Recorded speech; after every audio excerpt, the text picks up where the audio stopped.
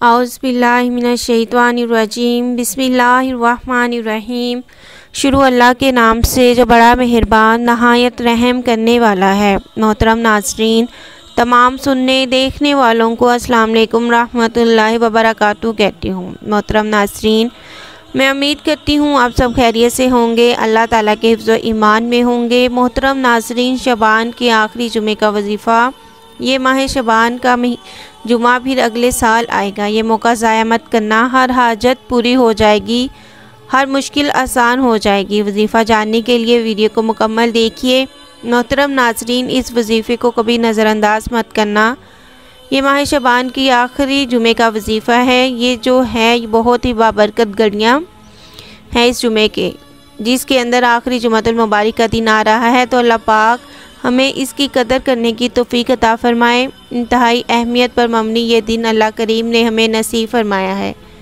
माह शबान का आखिरी जुमातुल मुबारक बहुत ही कीमती दिन है। इस दिन को खुदारा ज़ाया मत कीजिएगा। बहुत ही आसान सा अमल है।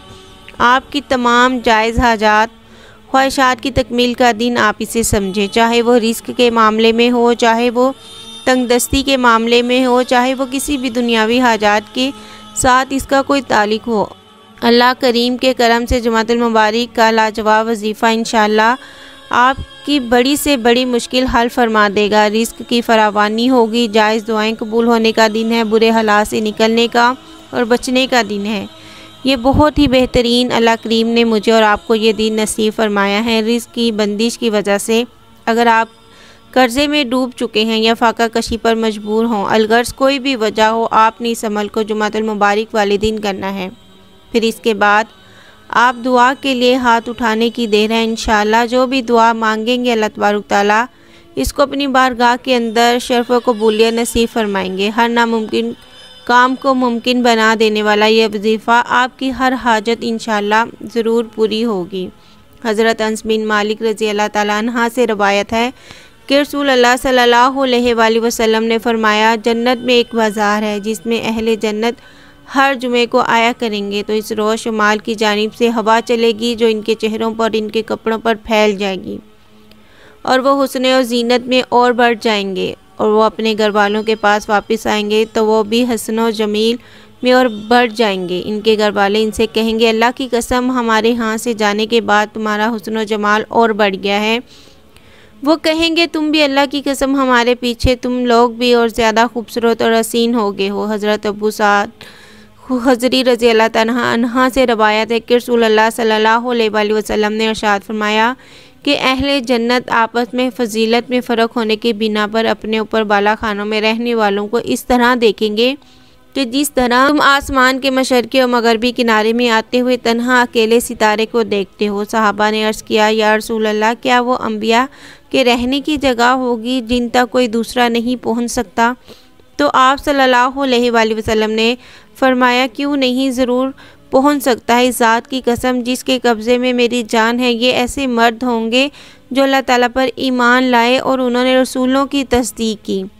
तो माह शबान की इस आखिरी जुमातुल मुबारक को तुलूहे फजर से लेकर यानी कि तहज्जुद के टाइम से लेकर रात गे तक किसी भी वक़्त आप ये अमल कर सकते हैं। मर्द, ख़वातीन, बच्चे और बच्चियाँ इस अमल को कर सकती हैं। हर किस्म के फितने से अल्लाह करीम हिफाजत फरमाएंगे। हर किस्म की शर व फितना से हिफाजत के लिए ये अमल बहुत ही मुफीद है। तंगदस्ती दूर करने और रिस्क की फरावानी के लिए बेहतरीन अमल है। जब आप ये अमल करेंगे तो आप देखेंगे कि किस तरह से अल्लाह ताला आपको इसके समरात देता है। अल्लाह ताला आपको बहुत सी चीज़ें अता फरमाएंगे। जिस चीज़ की आप ख्वाहिश करेंगे, दुश्मन से अल्लाह करीम आपको निजात नसीब फरमाएंगे। अगर किसी शख्स का कोई ख्वामा ख्वाह दुश्मन बन जाए लेकिन इंसान खुद राह रास्त पर हो तो इसकी दुश्मनी से बचने के लिए बहुत ही मौसर है। आप इसे जिस वक़्त भी जुमातुल मुबारक वाले दिन करेंगे, किसी नमाज के बाद किसी भी वक़्त, तो इंशाअल्लाह करीम आपकी दुश्मनों से भी हिफाजत अल्लाह ताला फरमाएंगे। इसका तरीक़ाकार ये है कि आपने जब ये अमल शुरू करना है तो बावज़ू हालत में करें, पकीज़ा कपड़ों के साथ। अव्वल और आखिर आपने 3-3 मरतबा दुरूद इब्राहिमी पढ़ लेना है, या कोई भी दुरूद जो आसानी से आप पढ़ सकते हैं, आप वो दुरूद पढ़ लें। इंशाअल्लाह अल्लाह करीम इस दुरूद के सदक़े आपके वजीफ़े को भी कबूल फरमाएंगे। और हाँ, दुरूद शरीफ एक ऐसा अमल है जिसको अल्लाह करीम अपनी बारगाह में ज़रूर कबूल फरमाते हैं, चाहे इंसान आजिज़ होकर पढ़े, चाहे इंसान जिस अंदाज से भी पढ़े, अल्लाह करीम इसको ज़रूर अपनी बारगाह में कबूल फरमाते हैं। दरमियान के अंदर कुरान मजीद की सूरत अल इमरान की आयत 173 नंबर आयत का मुख्तसर सी आपने ये पढ़नी है, हस्बुनल्लाह व नीमल वकील, हस्बुनल्लाह व नीमल वकील। ये आपने एक तस्बीह यानी 100 मरतबा पढ़ना है। और इसके बाद आपने या अल्लाहु या गनियु, या अल्लाहु या गनियु, आपने इसकी भी एक तस्बीह करनी है यानी 100 मरतबा पढ़ना है। और उसके बाद या हय्यु या कय्यूम ला इलाहा इल्ला अंता, या हय्यु या कय्यूम ला इलाहा इल्ला अंता, आपने भी एक तस्बीह यानी 100 मरतबा इसको पढ़ना है। फिर समझ ले आखिर में आपने वही दुरूद पाक पढ़ना है जो आपने शुरू में पढ़ा था, सूरत अल इमरान की 173 नंबर आयत का ये मुख्तसर सा हिस्सा, ये दरमियान में 100 मरतबा पढ़ना है।